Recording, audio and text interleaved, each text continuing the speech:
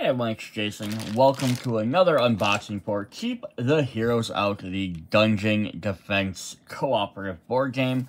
This is for the Boss Battles expansion. This is going to be a little bit different video just based on how this expansion works. So obviously being an expansion, you have to have the core set to play this game. It's needed. It's literally integrated. It's an expansion. It adds on to it. It takes elements from the first scenarios to add into all the new scenarios. The only way I would technically say, you need to have it, because it doesn't have any of the other gameplay stuff. But this does two different neat things in this. So there's going to be a lot of spoilers for the story in the game. That's why this is going to be a different box. So what this does is, there are a lot of new monsters in the game, but their monsters also double act as bosses. So when you're playing through these new scenarios, you are not only trying to keep the heroes from gathering your treasure, you also have to fight various other monsters that are being controlled, and defeat them as well in various different ways. And sometimes it's not like the heroes just protecting them or avoiding them long enough until they don't get the treasure, until their deck runs out. Sometimes you actually need to do enough damage to defeat them. So it does have an extra degree of difficulty. But what's cool though is, like, as you play through the game, you are going to unlock these monsters as you beat them throughout playing the scenarios or the campaign mode.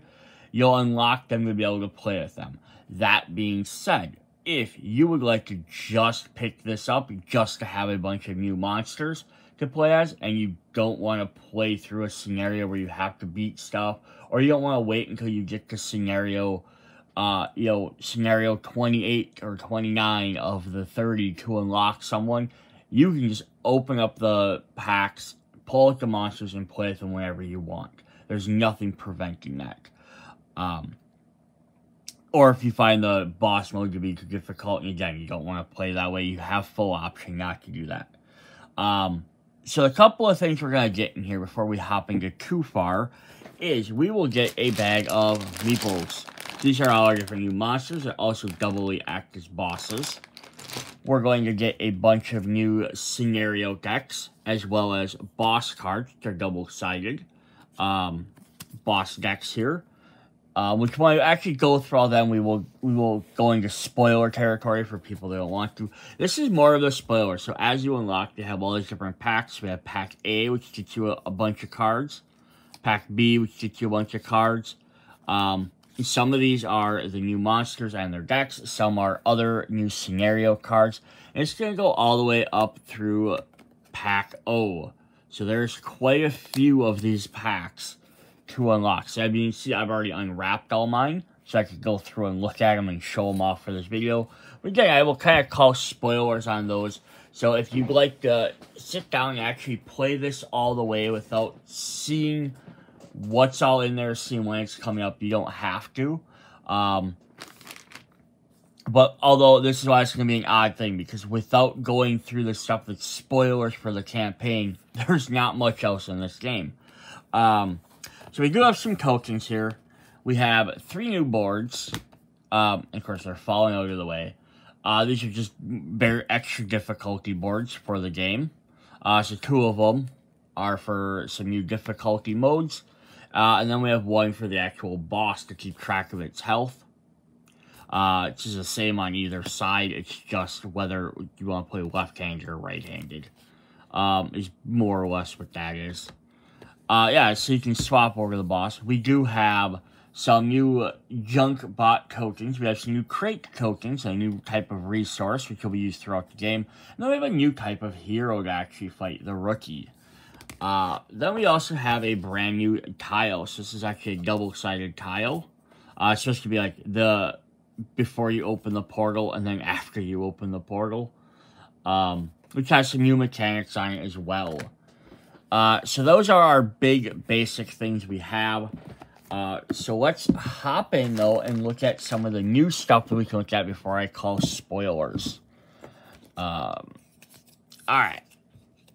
So we are going to have a a brand new item type, and we're having new heroes. So we have a new hero to fight. We have the rookies. So we get 1, 2, 3, 4, 5, 6, 7, 8, 9, 10, 11, 12 rookie cards. So in the previous game, or in the previous base game, we only got... I set my other cards here off the side. We got the 4 different heroes, and each one only had 4 cards. We get a lot more of the rookies in there, and they're just meant to, like, they're untrained heroes. They're not nearly as good as the other heroes, but they kind of serve as a way to make the game a little bit easier for you, which is kind of nice. So you only summon them to one location, as opposed to multiple spots. Like the other guys, where they go to the hat look. Well, they'll go to different locations based on which cards you have. So this one's for hats. 3 for hats, 3 for swords, some for crossbones, and then some for magic eye. So you get 3 for each. They have 1 health each, but when you defeat them, you get a bag of goods. So each time you defeat a rookie, place a resource of your choice in that dungeon. This is kind of a neat way to add, like, if the boss mode adds more of a harder difficulty, because now, besides having to stop heroes, you have to stop monsters as well. This adds a degree of easiness to the game, because now you can add some rookies in there, which add some heroes that come in, but they're a little bit easier to deal with, because they don't have the show-off ability when they come into play. They only come into one location, and they push the other heroes aside a little bit farther, so you're not getting them as often. And then when you defeat them, you actually get a resource. So they kind of, like, adjust the easy mode. And they have listed in here, so, like, if you're playing harder difficulties, you can add more cards in there. And, of course, you can always add them to the base game as SEG. And it says here, so the above recommended mode of adding rookies for playing boss battles. Note, the harder you choose the difficulty, the more rookie cards we suggest adding to balance them. Feel free to adjust accordingly for your group's experience, either making it easier by adding more rookie cards or harder by adding less. So that's pretty cool there. Then they have a couple others. So if you have the Guildmaster set, you may combine boss battles in the Guildmaster's Revenge. Zoom my camera back out for this, so I don't have to rotate my book as much. So yeah, real quick. Before the game starts, Guildmaster shuffles your rookie cards and adds a number of rookies to the guild based on the difficulty. So the same as above. Additionally, the Guildmaster cannot summon 2 consecutive hero cards of the same type, room type in the same hero phase, unless one or more of those cards are rookies. So if you summon a guy that goes to the crossbones, you can't summon another guy that goes to the crossbones unless that second one's a rookie. Remember, monster player decides which of these 2 rooms the matching type rookie will be summoned, and it also resolves all heroes. So yeah, if you're using that, you can switch over to your meeples as well. If you have the Guild one, can you upgrade them? Yes, there are special upgrade cards you unlock in that game. You can upgrade them just the same as you can everyone else, and can control bosses. The bosses are not members of the guild, and therefore guild masters are unable to draw boss cards and upgrade them. While the task created by the boss may benefit you as some inspire your heroes and attack monsters, the enemy of my enemy, they also create opportunities for monsters to snatch your wing from under your nose. So you cannot play as the bosses yet. I mean, they might make something in the future. It's very possible. Yeah, so that's pretty cool there. So we do have, for that mode, we do have for the Guildmaster set, we do have a set of cards for them, so you can keep track of them. But here it's showing you only get 5 meeples instead of the 4, and there's their meeple right there. I'll look at the rest when we get there. Then we also get a card, though, for the Epic version as well. So if you're playing at the Epic, you get that extra ability.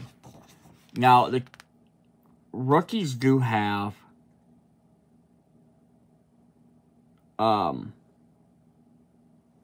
they do have one additional ability. Not the rookies, the champions. So when you evolve to an epic hero, which is this one right here, So if you are playing later in the game, you can unlock the epic heroes, which have the harder versions of each of the regular heroes. The rookies become champions instead of rookies. So you can actually see their stats change a little bit. So now they have 3 health instead, but they also have the ability that melee and range attacks can't target any enemy heroes, enemies, heroes, or bosses. When you target them with a champion, you must target the champion first. So these guys come out, although again they're a little bit more, actually more powerful than some of the regular heroes. They don't get that coming to play ability, but they do force you to target them. They make themselves harder to deal with. So that is very interesting as well. Next thing I want to look at is the new room. Room or rooms, I guess, technically. We have the skull room, so they have the skull symbol up at the top. This is lots of times where bosses will get summoned, I believe. That's the point of this. So this does have a new activation. This is the Guardians room. It says, if the Guardians room is present in the scenario, shuffle all gadget cards and make a face-up pile of adjacent to the loot offer. The gadget cards add 1 additional spot in the loot offering. Every time you discard a tactics to refresh loot, you may also discard the top gadget card to the bottom of the gadget deck. So they basically go there, pay a trap, you get a gadget. So like you do for some of the other ones to create to get like equipment or potions, this works the same way, except you can purchase gadgets. And we'll look at what those do in just a minute. Those are a brand new card type. If we flip to the other side, this has a new mechanic as well. This is the Vortex, which has activate. Discard 1 of your monster meeples to the Vortex room, back to your lair to destroy your tactics cards. This fire is actually removing cards from the game.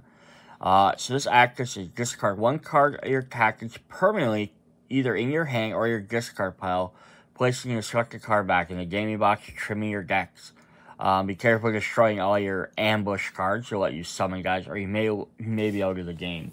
So this is kind of a neat way. Like I have a guy out, I can sacrifice him to get rid of 1 of my cards. And why would you want to do this? So, like, we're going to look at the example here they show just so you kind of see. In this example, player uses a swarm activate and the Vortex to discard all 3 of their meeples. Back to the lair and destroy 3 cards from their discard pile back to the game. Trimming your deck down allows for unusual deck building strategies. In this example, they remove all their trap cards. Now they have a deck that can acquire loot much faster. However, be careful. Taking this action may be risky if you are new to the game. So they're going to get rid of the ones that say, place a trap or activate. So they're like, nah, we're not going to worry about placing traps anymore in this version of the game. Maybe whether the boss you're fighting or whoever you're doing it, they're not as necessary, or somebody else can create a bunch of traps. But they'll let you get, if you get rid of 3 cards out of your 10-card deck, it's 3 less cards you're drawing every turn. Which might get you more quick summons or more attack actions more often. So that could definitely be a thing you want to do. So yeah, but you gotta watch. If you get rid of the ones that say summon your guys, and if you get rid of too many, you might not be able to summon any guys then when they're done. So for example, if you have the dragon, who only has 1 summon card, if you burn that card, once he's done, you're out of the game. You can't play anything else because you have no way of bringing him back. Alright, so a couple other things to go over just before we look at the gadgets and the rest of the cards. We have the Partners in Crime variant. This allows you to play up to 6 players. Just basically the quick way to do it is each duo will share their turns going through all their phases. So in a 6-player game, you would only need 2 other turns to play against each other. So instead of going player 1, 2, 3, 4, 5, you'd be player 1, 2, then player 3, 4, then player 5, 6. You play as a team. The only thing of it is when you're playing, you each have to have a monster from a different thing. So one player puts crowd control, the other one has to have the supporter or defender class. You could play with 5 players.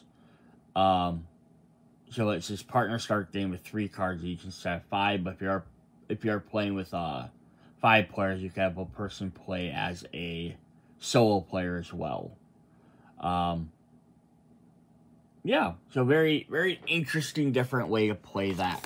Those are all the new stuff before we get into the bosses. So let's look at our cool new gadget cards quick. So we're going to have a deck around the same backs as everything else. Here are the gadgets. I'm going to shovel these guys off to the side quick. The gadgets all come with a little gadget icon. You have a hook shot here. They have a special search icon.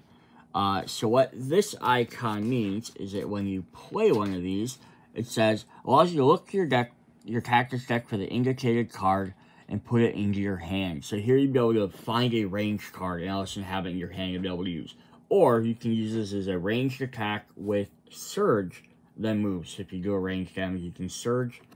We have a robotic arm, which lets you look for an activate, or activate, then surge to attack. This little light ball minion lets you find a summon. If you summon a card, you can activate. Propeller hat lets you look for a defense card. If you defend, you can move. A little power drill, which lets you look for an attack. If you attack, you can move. And then we have a surprise boxing glove, which lets you find a trap. And if you play a trap, you can also attack.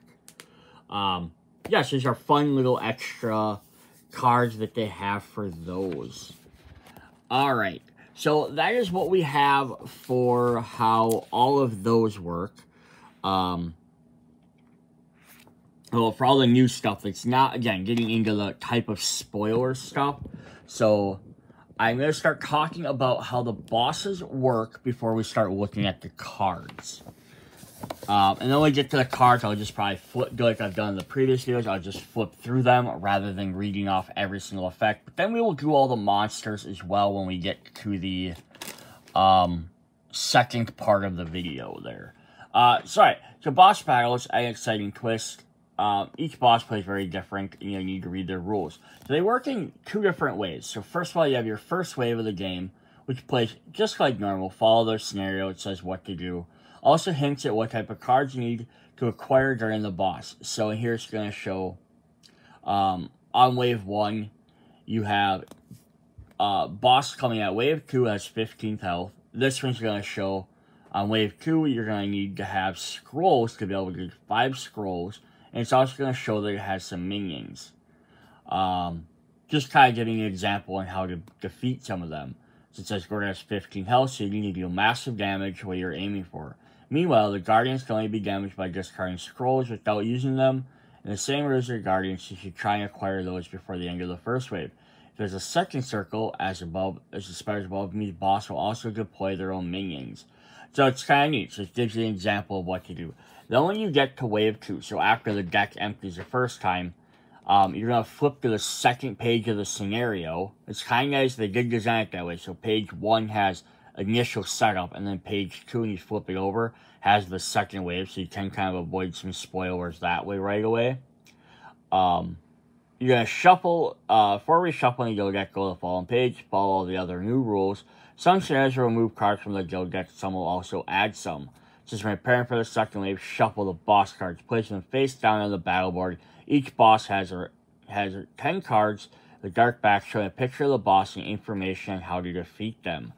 Each scenario will tell you an additional setups you need to prepare for way through, how to resolve boss cards, and the actions for each hero phase. Bosses are never discarded after you resolve them. Place them on the bottom of the boss deck. So keeping track of damage. Every time you inflict damage to a boss, place 1 heart token on the top of their battle board. There are 5 hearts, then just move it to the 5, so put 1 heart on the 5 slot. So, yeah, so if I'm looking at the boss board, I put some up at the top, and then I would put them over on the side. And again, they're the same on both sides. I think it's just probably for left or right-handed players, maybe. Race against time. In a regular scenarios, going through all the cards in the guild deck without losing treasure forward make a win. Boss battles get tricky. Boss deck never runs out of card, but the guild deck absolutely does. If you run out of guild cards that are still a boss ramping through the dungeon, you lose the game. However, if you focus all your attention on defeating the boss, but protect treasure 4 at the vault, heroes may take it and you also lose the game. So, they spelled that wrong. Finding a good balance to key is winning the boss scenarios. Then we also have this, so just, why are the bosses monsters and not heroes? Thematically, the jewel is trying to find someone strong enough to hold it and survive. So the gem can control them all the time. It does that by maximizing negative thoughts such as greed, pride, envy, wrath. Monsters usually not realize they're being influenced, and when defeated, will come back to their senses. Meanwhile, most humans just become consumed by touching the jewel.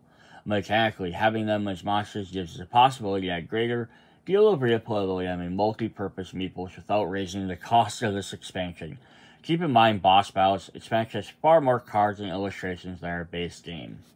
Then, alternatively, what you can also do is after you complete all the boss battle scenarios and comfortable with the new rules, you can use them to homebrew boss battles by either creating your own scenarios or combining old scenarios with the boss battles during the second wave. So, this is just an example, and I'm not going to read through all of this. You can pause if you'd like to. But basically, they're combining the Raging Troll boss battle and the Hungry Troll scenario from set 13.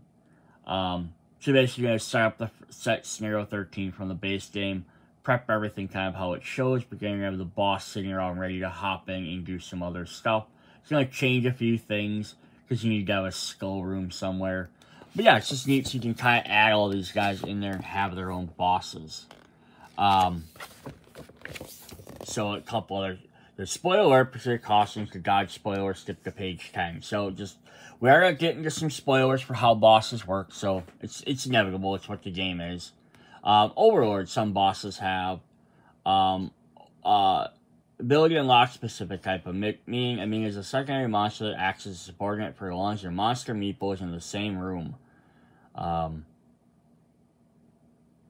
And this can be this might be your guys, other guys. For example, the vampire player can use his Moo Matar card to draw a card, then commander's backs to move into the library. So if a minion's in the same room, you can command them, but once they're in a different room, you can't do anything with them. Same thing kind of here, showing King Slime can do that as well. Cool. Then we have Shroom Troops, special type of character. We'll look at him a little bit later. Can I use new monsters in old scenarios? Absolutely. Having more monsters gives you really enjoy all the creative combinations. You definitely do that. What is the best monster to defeat it?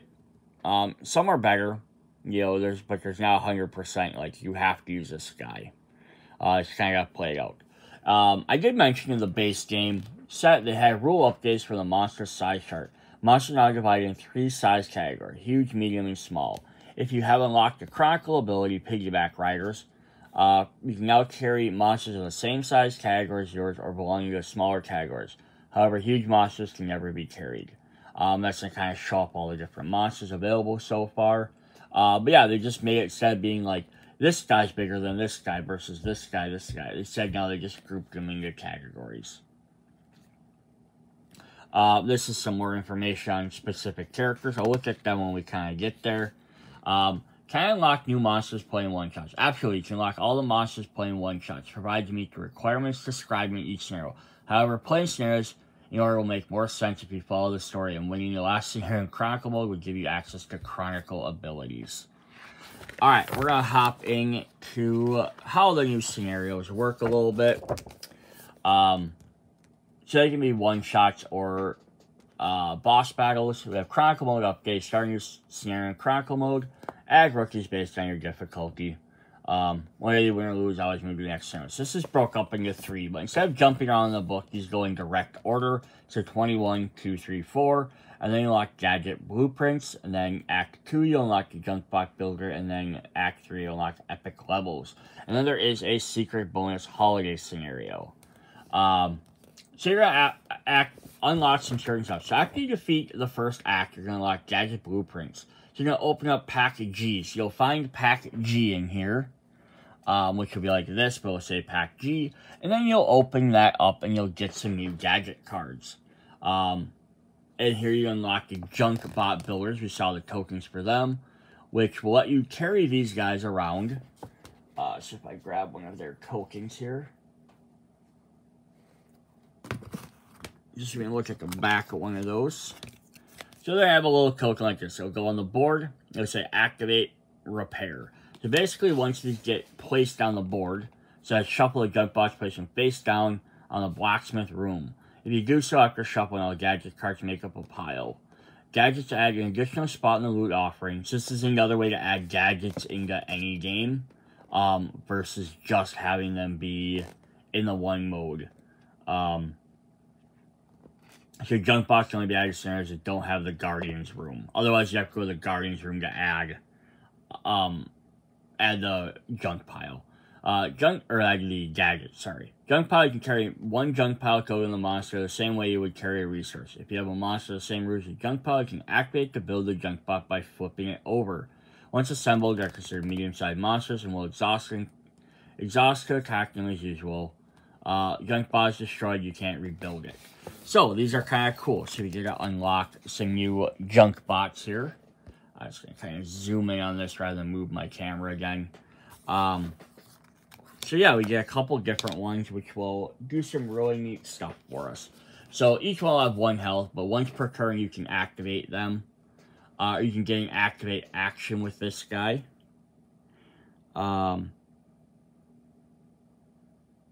Yeah, once per turn, you may use this bot to activate their room ability. You do not need to use one of your monsters in the same room. So once these guys are active, they're in a room. You can use them to activate extra stuff. We have, and this is the cask bot. We have the bagel bot. Every time this bot receives 1 damage, if they're not destroyed by it, they deal 1 damage to a hero boss in the same room. So bring him along to do some extra damage. And then we get 2 copies of the Tinkerbot. So activate to discard a trap in the same room to acquire a gadget card. So this guy lets you get gadget cards without having to run all the way back up to that Guardian, which wouldn't be available. So it's kind of a little extra neat way to add gadget system to any scenario. Very cool. Alright, so now we're going to look at our first idea of a setup. So I want to just kind of look at how one of these are sort of set up before we jump into the cards. So here's a previous on. So here's our setup for our game. It's going to show up just like any other board. We'd set up your different tiles, your different treasures. We have up here, it's going to show our little boss things. It's like 2, you have 15 health to this troll. Little information. It says, warning, flip this page at the end of wave 1 before reshuffling the guild deck. So set, players cannot play as a stone troll in this scenario. Assembling the troll cards, marked with the number 21 along to create the guild deck. Yes, and special rules, unsettling vibes. Consider the laboratory as a skull type for the scenario instead of a special, because the skull is usually where they land, but they didn't want to put that other one in the game. Initial delivery. During setup, place 5 crates face down the cemetery. You may move crates around the same way you carry a resource. However, warrior cannot discard crates from the dungeon. So when they discard resources. And do-it-yourself event. Each time revealing and assembling the troll card, discard all crates in the laboratory. If at least 1 crate is discarded this way, all monsters draw 1 tactics card. If there are no crates in the laboratory when you reveal this, discard a tactics card of their all players discard tactics card of their choice. Yeah, so all your crates are going to start up here in the cemetery, and what you want to do is you want to drag them all the way over here to this mode, or to this treasure chest over here, over to the laboratory. So that way when these cards activate, they don't take you out. Now, I did mention the crates here. So what is neat about the crates are double-sided. So they're going to be able to create extra rooms. So like we're going to have 5 regular crates, you'll play them face down, but otherwise you can change some rooms to become other rooms, which is a really also extra neat little mechanic. That way you don't have to try and remember, you can just look at the board. Alright, so this is where I get the spoilers for the first boss. And I'm not going to go through every one of these scenarios, I just want to do the first one so you get the idea of how these are. So, when we do the Raging Troll, it's going to tell you how to do this. Remove all assembling troll cards from the guild deck. Also remove any crates on top of the laboratory from the dungeon. Then, Clumsy Troll triggered. It says, shuffle the guild deck for the second wave, then remove any crate tokens still in the dungeon. For each crate removed, you shuffle discarded guild card, and place the relevant exhausted hero without showing off its special ability in the laboratory. So, yeah, it's kind of interesting the way this mode works, is then you want to try and drag them over so they can get rid of them. And then you draw extra cards. Otherwise, you have to discard tactics, but also otherwise you're going to start with a lot more heroes in the dungeon. And then boss battle triggered. Act resolved in the first hero phase of the second wave. Shuffle all the Rage Control boss cards, place them on the deck, battle board, and then place their meeple standing up in the laboratory. Inspire all heroes that are finally drawn and reveal one boss card. So then he'll come into play. Rage Control has 15 health. Boss will attack monsters, inspire heroes, charge, plunder, treasures, and activate the following same priority as a hero. Lay down their meeple to mark it exhausted. During wave 2, after each hero phase, activate the Rage Control, inspire all heroes in the room, draw and resolve the one boss card. Act resolving the boss cards, resolve the Rage Controlling active heroes. And then it's going to show on here what its different abilities do. I'm not going to read through all them right now. Then it says, if the troll is unconscious, so it says at the bottom there, at the end of the game, if you still have treasure, the value of 4, and you also have the Rage Control in your dungeon, you lose the game. However, at any point during wave 2, you make it unconscious by dealing a total of 15 damage, you immediately win. So like this mode, you don't have to even worry about getting to the end of the deck, just defeat the troll. If you defeated the troll by knocking him unconscious, you open card pack A, which will unlock the Stone Troll. Which has his abilities there. And that's how you unlock each one. And that's going to be the same thing for each different scenario. So if I flip to just let's look at a different one really quick a little bit later on. Yeah, I don't want to jump all the way to the end. But yeah, we have one like this one here. So we have, yeah, I could go through all this stuff, but we have the Gilded Loyalty mission number 25. So this one has, you'll flip this over, you'll notice you have this vampire prisoner guy with 10 health, plus he's going to have some bat minions. But to set up, you can't play as imps, vampires, or bats. You're going to play Get 'em Boys, scenario number 9 for the base game, and 25 slash them from this set. You're going to set the prison as the skull, and the guardians is now as a special instead of the original type. Play some other tokens out there. Imps are considered heroes with 1 health, so you're going to treat them like that. You have some extra events that do some stuff. And then if I just flip back to the other side, just to do a quick reveal there. So when you flip this one over, you're going to get rid of some of the other things. At the beginning of wave 2, if there's at least 1 coin at the builder, Trigger Henchman will stay and fight for you. Each additional coin spent getting might keep one of the Get 'em Boys slash them cards. All cards in the board will be discarded to the guild deck. If no coins are discarded, move all in crate tokens and reshuffle them. And then now you're going to flip this over. Imps are now considered monsters with 1 HP. So all players may use imps on the dungeon in their turn as if they're part of their clan. This is kind of neat. So if there's extra imps on the board, they're going to stay over and help you out. Then you add the vampire boss cards in here. And then, yeah, you want to defeat him by dealing 10 damage. But he also has bats he's going to summon. He has his extra special things there. And then you have his special thing. You're going to unlock his cards. Cool. So that's kind of how all those work. And we have some new abilities and keywords back here. Alright. Alright, so now we kind of looked at how the scenarios work. We're going to go through the actual scenario cards. And I'm going to look at the boss cards as well. Again, I'm not going to read off all the different text and what each one does. Some of you just got to kind of figure out with the pictures and all that. And then each scenario, again, you usually unlock a special pack. We'll go through all of them afterwards. Now, I would have loved to do the monsters all first and then do the scenario stuff second, but since the monsters are all locked in the scenario packs, I'll let you do them in that order, so then that way you can kind of see what's, we'll just do them afterwards in order. And plus, they're not necessarily unlocked A, B, C, D in order, but that's just how I'm going to do them. But we're going to go through the scenarios really quick, and all the boss cards. We'll kind of look to see what we all have. So the first one we have is scenario number 27, which we are going to get. These are the assembling the troll cards. So you've got assembling some trolls. It's just showing here you can either he comes up, he's either going to take a crate or you're going to lose a card. So kind of something that's very easy to figure out what these do. Then we have, for our first boss, we have the Raging Troll boss. So here's going to show summons into that area, activates heroes. He has 15 health, but he has his own deck of cards. So he has 4 copies of this one, which is going to show he just throws throws heroes, so the little blue meeple is supposed to be a hero, so I'm throwing the wizard, towards the jewel. He has the jewel room, which is the vault. He has 3 copies of Stomping Around, where he's moving there.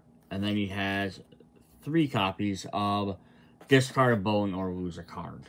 So very simple. And then there's his miniature meeple there. The double-headed Cyclops. He's a troll. I guess I call him Cyclops. I saw one eye, but he's a double-headed troll. Very cool.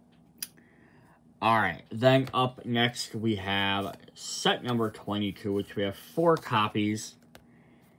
And again, these guys get mixed in with the regular heroes, like everybody else. But we have the Fan Club. So this is a warrior holding a mighty ticket. Showing that he has special tickets, which are one of the tokens you can get in the base game.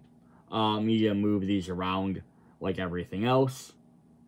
Every time you fill a fan club, summon 2 warriors to the same room as wherever the ticket is.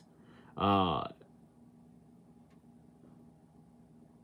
if it's sent to the cell, you can send him there. Otherwise, he comes in and he works. So he kind of works like an additional little hero when he comes out, or have extra warrior, which is kind of a pain. Then we just summon the Gorgon boss, who will be just summoning more heroes. Of course, because Gorgons like to change people. So we get 5 copies of this one, which have her special abilities. Sing with me. Inspires all heroes in rooms adjacent to her to reactivate. So yeah, kind of again, once you know what the icons mean, they're very easy to figure out. We have 2 copies of her with a spear, so you can pay a coin or she gets a guild card. And then we have 3 copies of this imp getting turned into stone. She's gonna shoot towards the vault, or you jail someone. And then there's her miniature.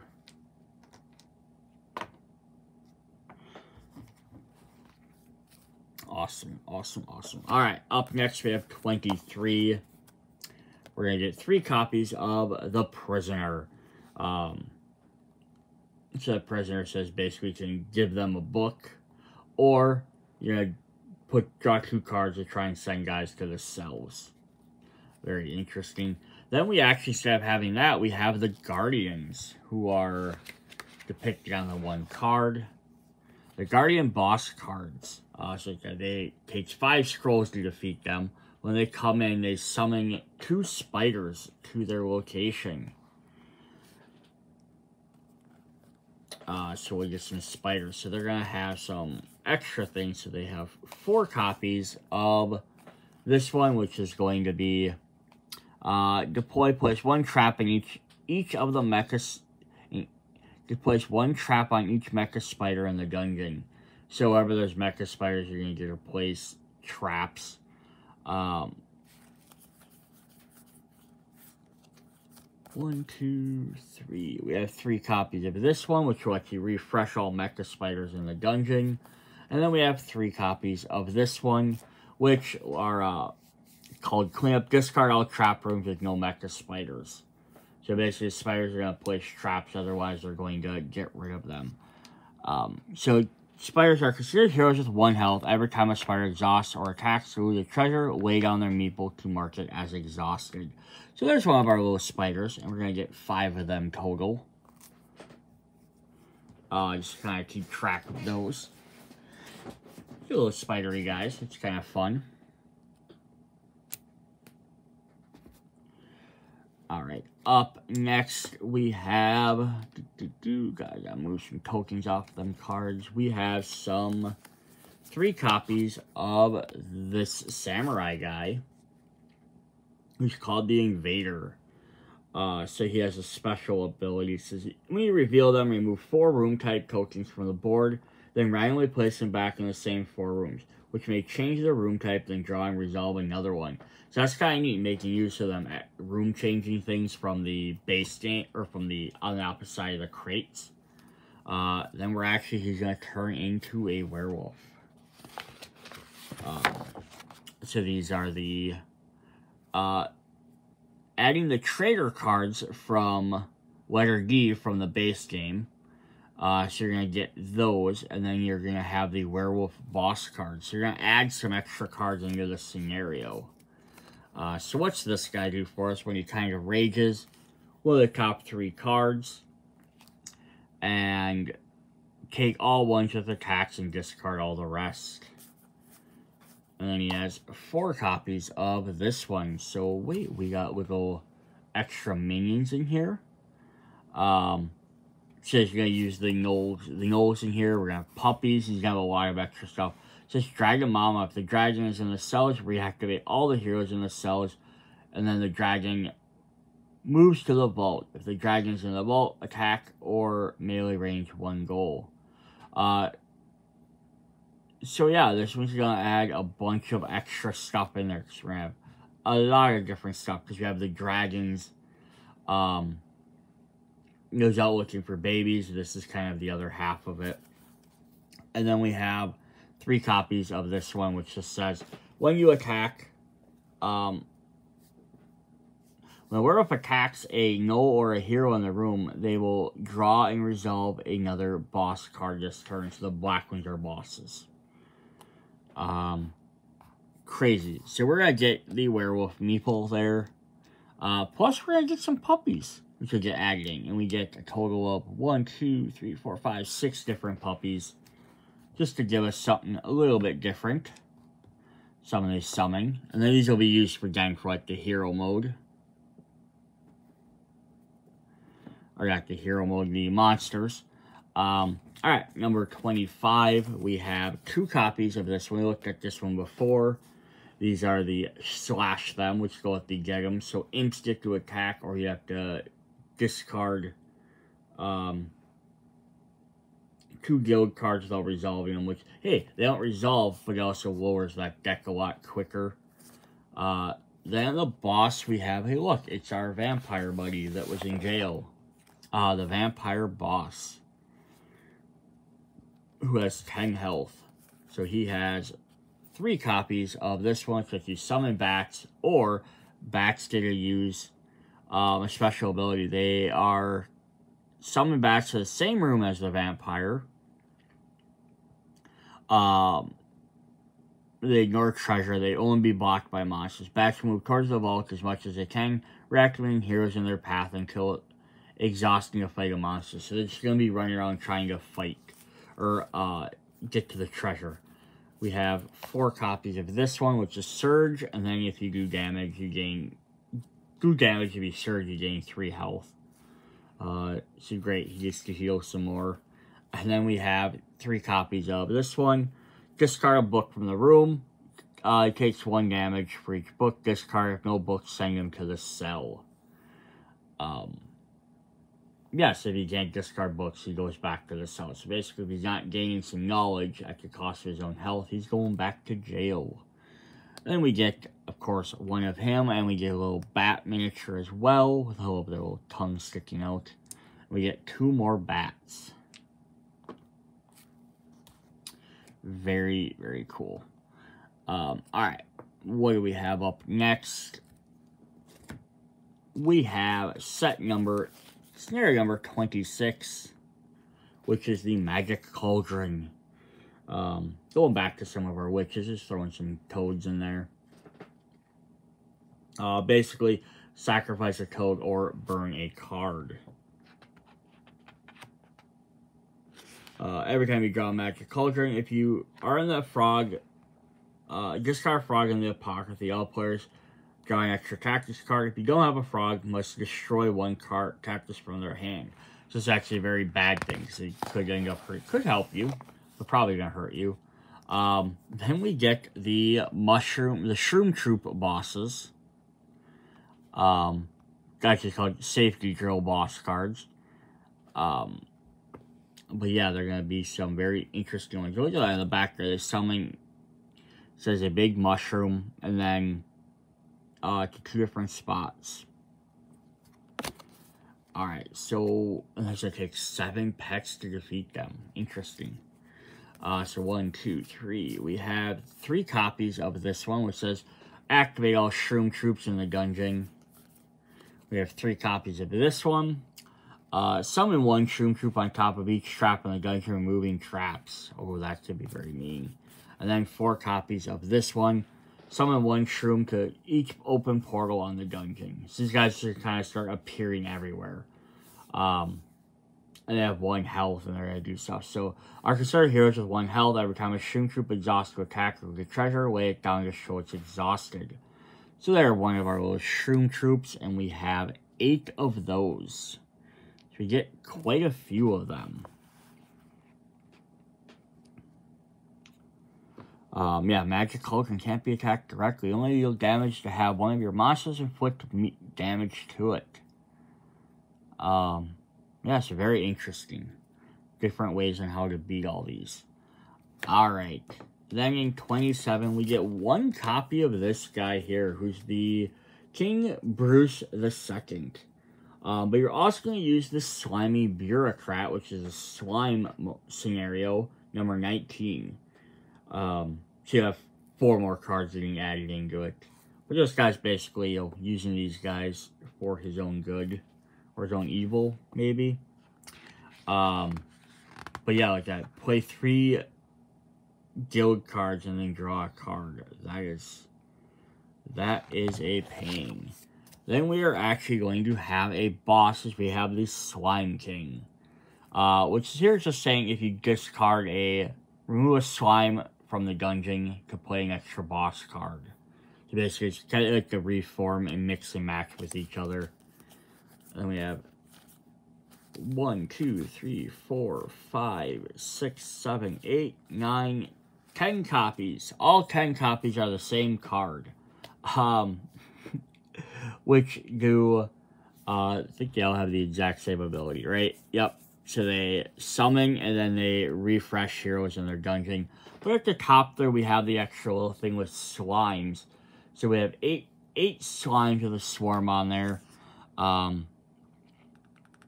Which have their own little extra effects you have to deal with. Some get to absorb, to remove stuff, but we have some different stuff there. I try to see if I had the actual information on the slime. Yeah, you defeat 15 damage to take out the slime boss. Otherwise, you can pay a health to summon a slime. And you have 8 of them you can summon. They have 1 health each. But then some of the other slime bureaucrat cards will actually do more stuff to activate the slimes or allow you to heal more guys. So they're going to actually make this a lot trickier with them other cards. And then we get 1 big giant slime meeple, which will work with the little pink ones from the first game. Alright, up next we have 4 copies of this tree ink, which is called Infestation. So discard a potion or activate the event. Very interesting. And then if we flip that over, our boss is the Infested Tree Ink boss cards. It says event, you're going to summon a fairy. So he's not summoning himself, he's summoning fairies. So we have 1, 2, 3, 4 copies of the little fairy here sitting on top of a skull, who has a couple of different things. They have minus range or minus magic. Players have at least 1 monster meeple in the same room as a fairy must discard 1 ranged attack or 1 portal. If they don't have any, they must discard 2 cards instead. So that's kind of mean. It says, fairies are heroes with 1 health. Every time a fairy exhausts to attack or loot a treasure, lay it down.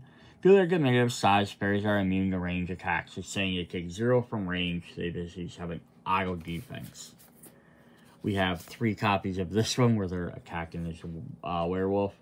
Again, showing they don't take any damage. But it says, players that have at least one monster meeple in the same room as fairies must discard one melee attack. They don't have any, they discard 2 cards instead. And then we have 3 copies of the For the Queen. Little group of them is reactivate all fairies in a dungeon and inspire all heroes. So they're just going to run around causing chaos, which is going to be a pain. And we get the little fairy meeples, and we get 4 of them. I love how all the meeples are just always different colors, except for like the ones that kind of work together, like the bats and the puppies.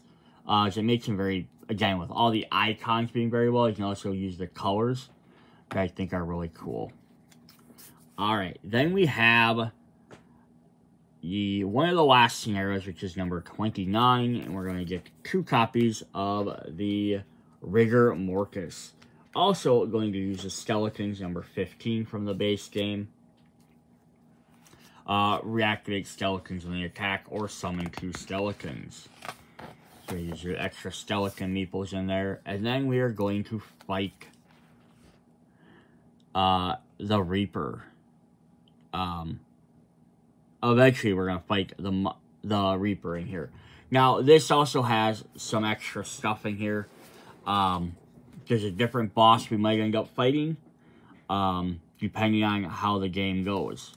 So this actually has, if you do one thing, you actually have to fight one or the other. You do one thing, you summon one monster, but if you do a different way, you get a different monster. So it's kind of a neat little trigger on there. But here we have, here's to summon him or refresh, guys. He has this jewel up here, so we get this little jewel miniature. This is like the thing the monster or the heroes are after. To deal 20 damage to him, the Reaper becomes Pile of Bones, and the vampire, now we're in the crowd, steals the diamond jewel, and you immediately win. It's 20 hit points being controlled by the demon jewel. Boss will attack monsters, inspire heroes, charge, plunder treasures. As long as the Reaper is the same room as the demon jewel, they're immune to damage. So he can stay in the room with this jewel. He will not take damage. It makes him a little bit pain to fight, doesn't it? So we got 3 copies of him with a summoning skeletons in rooms with bones. 4 copies of this one. He's going to attack, and if he does damage, you place a bone, virtual like the previous card. And 3 cards of reactivate all skeletons and they attack. If they do damage, summon more bones. So that's pretty cool. And then we get our Reaper miniature. Then the last one is the special one, which you actually unlock pack number K to do. So I'm going to go ahead and grab pack K. I wasn't going to do these out of order, but I'm going to grab pack K because it's just the it's the last one you have to actually unlock just before you can even play it. It's just a special one.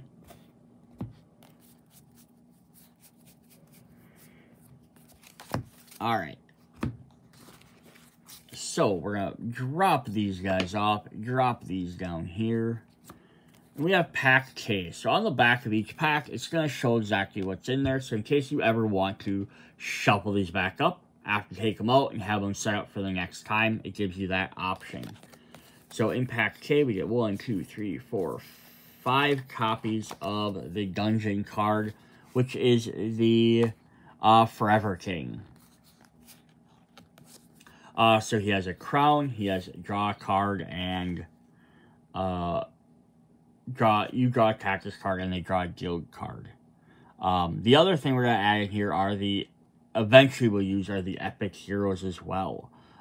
These are new scenario cards that you unlock after you, but this is also, like I said in the last scenario, is if you did one direction, you unlock one monster. If you did the other one, you unlock the other monster, which then you play this and you can unlock this. It kind of plays through the story. She has a crown here. So for every time you reveal a Forever King card, choose one of the regular hero types, substitute all their cards, both guild deck and a discard pile for their epic hero counterparts, but reshuffle only the guild deck. Now players draw cactus cards, finally drawing resolve, an extra guild card, and 5 more information on the epic heroes. So, Once you do that, we get our epic heroes. So we get 1, 2, 3. So we have our epic heroes are from set 20. From the base game, but then we get one. Then we get our 12 champions, which are epic rookies. Which we kind of saw before. You get your they summon there and they draw the damage to them. If you defeat them, you gain a meeple. They have 3 health, so you do get those as well. Then what we do is we get to summon some boss cards. So we have some boss cards for this. We have 1, 2, 3, 4. We have the 10 dragon cards. This is the Mad Dragon. So we do get to fight him, which is going to be a pain. He has 25 health, and he's going to summon to the event or refresh everything. And then if we flip him over, we have 1, 2, 3 copies of this one, where he's going to range attack twice towards the vault, and he has plus 5 health. If he's already in the vault, he's healed for 5 health instead. 4 copies of this one. Says, Scorched Earth, discard all resources in the Dragon's room and all adjacent rooms. This could be very hard to do stuff. And then he has 3 copies. Oh, it's when he's attacking the Rat King, where you burn 2 cards. All players must have at least 1 meeple in the same room as the dragon must destroy 2 tactics. So, yeah, you want to get near him to maybe damage him, but then he is going to hurt you. And this is actually kind of a neat scenario as well, because it has 2 different ways. So, if you did one thing, you get to fight the dragon, because you didn't rescue him. But if you rescued him, you can proceed to the end of the game. But if you fight the dragon and defeat him, then you unlock another pack as well. So basically you play it through either you fight the dragon, and then you can fight the final thing, which is the Forever King, as the final boss. And then depending on which one you win, you get to unlock a different monster. So it kind of like almost wants you to play the game multiple times. So then we actually can drop these down, and we have our 10 Vampire King bosses, who has this little key. He goes whenever room the key is at, and he has 30 hit points. Alright, then we have 1, 2, 3 copies of this, where he's going to summon bats. He's a vampire again. He was our prisoner, now he's out. We have 4 copies of this one, attack and then heal. And then we have 3 copies of, if he has a book, he burns cards, or he draws a guild card. So that is what we have for our scenarios. I think this video has gone on pretty long, so before we look at all the rest of the cards and all the heroes and stuff, we'll put that video too. But we're going to do a quick look at the last scenarios, if you unlock them. I'm just going to do a quick glance at them. We have the Extra Holiday Special, which uses Cthulhu the Dreamer from the Great Dreamer expansion. If you don't own it, you guys just replace them with a event token. So if you didn't pick up that extra expansion, you can still play these. I'm just going to use again some cards from the other sets. We have the Librarian. We have More the Merrier. You get a second set, which uses some of the Gnolls from set 18. Not play as Cthulhu or the Gnolls. Or any of the Puppies card. And then finally we have Santa Baby at the end. Yeah, Poison Mages, the Epic Mages, add the Librarian, so some other special styles. And then on the back we'll have our different keywords. So awesome. That is Boss Battles. Come back, check out part 2, where we will go through all of these rest of these unlocked cards. We can go through all our monsters, which we had, what, 1, 2, 3, 4, 5, 6, 7, 8, 9 new monsters, plus some other scenario cards that might get unlocked. Just because this video's already gotten pretty long. See you guys there. Bye.